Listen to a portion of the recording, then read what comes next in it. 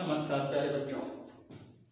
आज हम क्लास 10 का विज्ञान का अध्याय नंबर 1 जिसका नाम है रासायनिक अभिक्रिया एवं समीकरण, इसके बारे में पढ़ेंगे।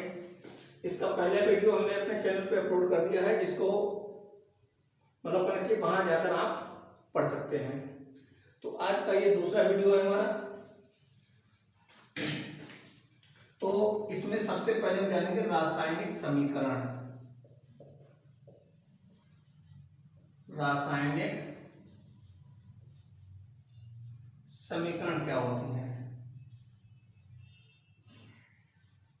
किसे कहते हैं रासायनिक समीकरण? किसी अभिक्रिया के विवरण को छोटे रूप में लिखना ही रासायनिक समीकरण कहलाता है। तो इसकी परिभाषा लिखेंगे, किसी अभिक्रिया के विवरण को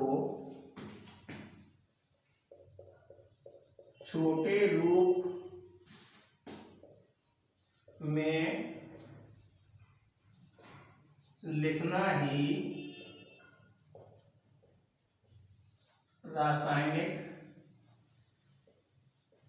समीकरण कहलाता है।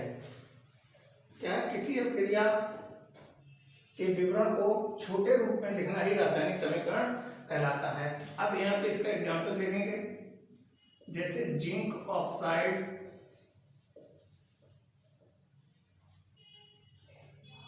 की क्रिया कराएंगे हम सल्फ्यूरिक अम्ल के साथ। सल्फ्यूरिक अम्ल के साथ तो यहाँ पे क्या मिलेगा, हमें मिलेगा जिंक सल्फेट और क्या मिलेगा, जल मिलेगा।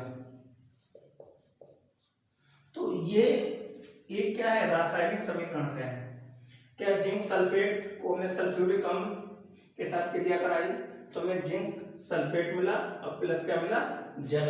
अब यहाँ पे एक नोट पॉइंट डालेंगे, पॉइंट, यह एक क्या है, शब्द समीकरण है। ये क्या है, शब्द समीकरण है। यानी कि इसमें जो अभिक्रिया लिखी है वो हमने शब्दों के रूप में लिखी है। जिंक ऑक्साइड प्लस सल्फ्यूरिक अम्ल गिव्स जिंक सल्फेट प्लस जल। तो इस समीकरण को हम क्या कहते हैं, शब्द समीकरण कहते हैं।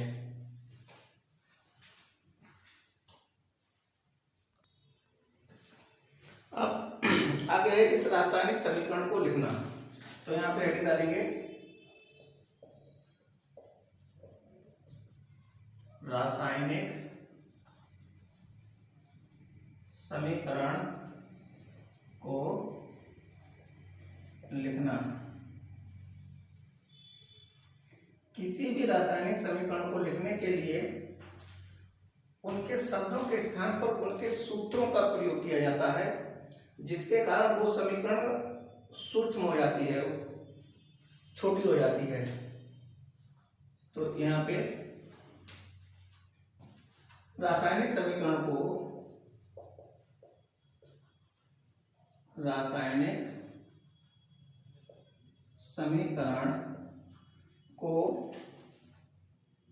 लिखने के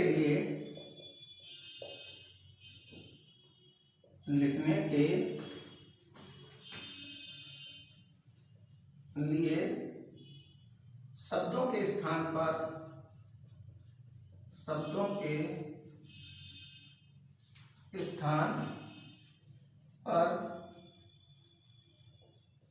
उनके सूत्रों का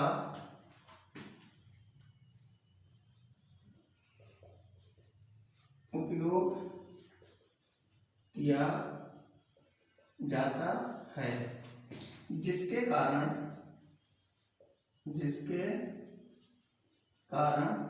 वह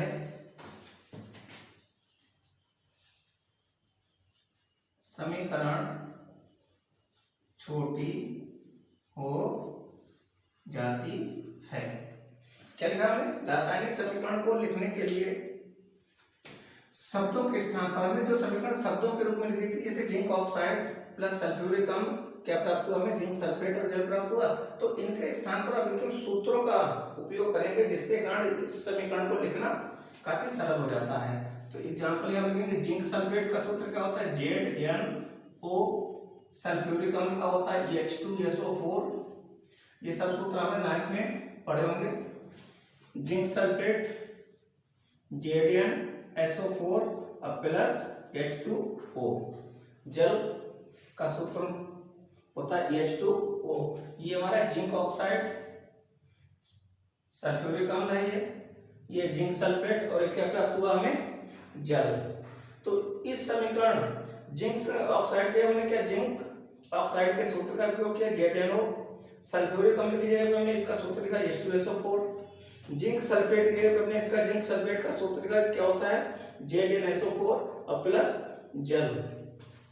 ऐसे ही अगर एक और एग्जांपल लिखना चाहें तो क्या होगा, मैग्नीशियम MgO, मैग्नीशियम का प्रतीक चिन्ह होता है Mg, मैग्नीशियम Mg अब प्लस मैग्नीशियम को ऑक्सीजन के साथ जलाने पर क्या प्राप्त होता है, magnesium oxide, sorry magnesium oxide. अब यहाँ पे इसको बैलेंस कर लो, तो यहाँ पे 2 ऑक्सीजन है तो यहाँ पे 2 कर दो, यहाँ पे 2, तो ये मिल गया है मैग्नीशियम ऑक्साइड। मैग्नीशियम को यदि हम ऑक्सीजन के साथ जलाते हैं तो हमें क्या प्राप्त होता है, मैग्नीशियम ऑक्साइड प्राप्त होता है। तो ये क्या है, एक रासायनिक समीकरण को कैसे लिखा जाता है, ये रासायनिक समीकरण को लिखने की विधि है। क्या है, रासायनिक समीकरण को लिखने के लिए शब्दों के स्थान पर, जो भी हमने रासायनिक समीकरण इससे पहले शब्दों के रूप में लिखी है, उसके स्थान पर उसका क्या करते हैं, सूत्रों का उपयोग करते हैं, जिसके कारण वह समीकरण क्या होती है, छोटी हो जाती है। इस तरीके से रासायनिक समीकरण लिखी जाती है। अब यहाँ पे हम लिखेंगे रासायनिक समीकरण के प्रकार। रासायनिक समीकरण के प्रकार, ये 2 प्रकार की होती हैं, 2 प्रकार की होती हैं। नंबर 1 है कंकाली या ढांचा समीकरण, कंकाली रासायनिक समीकरण या ढांचा रासायनिक समीकरण। दूसरा है संतुलित रासायनिक समीकरण। रासायनिक समीकरण हमारे 2 प्रकार की होती हैं, एक होती है कंकाली या जिसे ढांचा रासायनिक समीकरण कहते हैं, दूसरी होती है संतुलित रासायनिक समीकरण। अच्छा, कंकाली रासायनिक समीकरण क्या होती है कि वह रासायनिक समीकरण जिसमें अभिकारक और उत्पाद के परमाणुओं की संख्या बराबर नहीं होती है, उसे हम कहते हैं कंकाली रासायनिक समीकरण। संतुलित रासायनिक समीकरण क्या होती है कि वह रासायनिक समीकरण जिसमें अभिकारक और उत्पाद के परमाणुओं की संख्या आपस में क्या होती है, बराबर होती है, उसे हम कहते हैं संतुलित रासायनिक समीकरण। इनको हम आगे लिखेंगे, इनको जरा लिख लीजिए आप।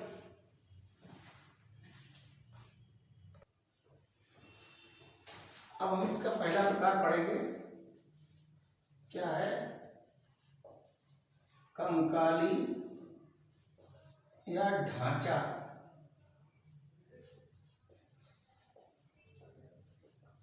रासायनिक समीकरण। तो इसमें क्या है कि वह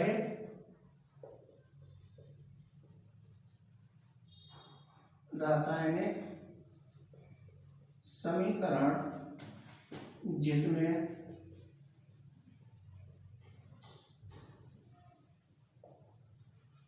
अभिकारक व उत्पाद, जिसमें अभिकारक व उत्पाद के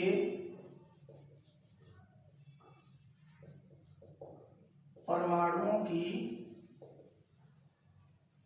संख्या समान ना हो, क्या कहलाती है हमारी कंकाली रासायनिक समीकरण कहलाती है। अब यहाँ पे इसका एग्जाम्पल लिखेंगे, जैसे मैग्नीशियम को यदि हम ऑक्सीजन के साथ जलाते हैं तो हमें क्या प्राप्त होता है, मैग्नीशियम ऑक्साइड। अब यहाँ पे मैग्नीशियम को हमने ऑक्सीजन के साथ जलाया तो मैग्नीशियम ऑक्साइड प्राप्त हुआ।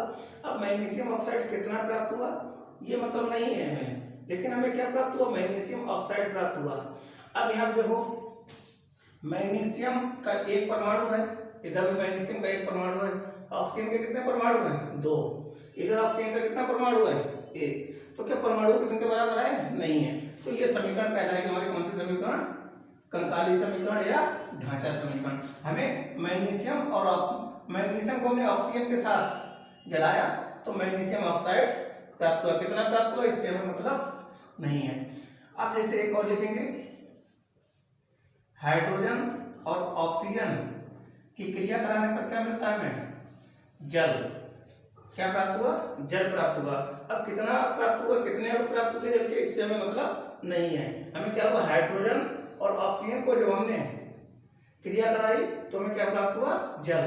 तो ये दोनों समीकरण क्या कहलाएंगी हमारी, ये कहलाएगी कंकाली रासायनिक समीकरण।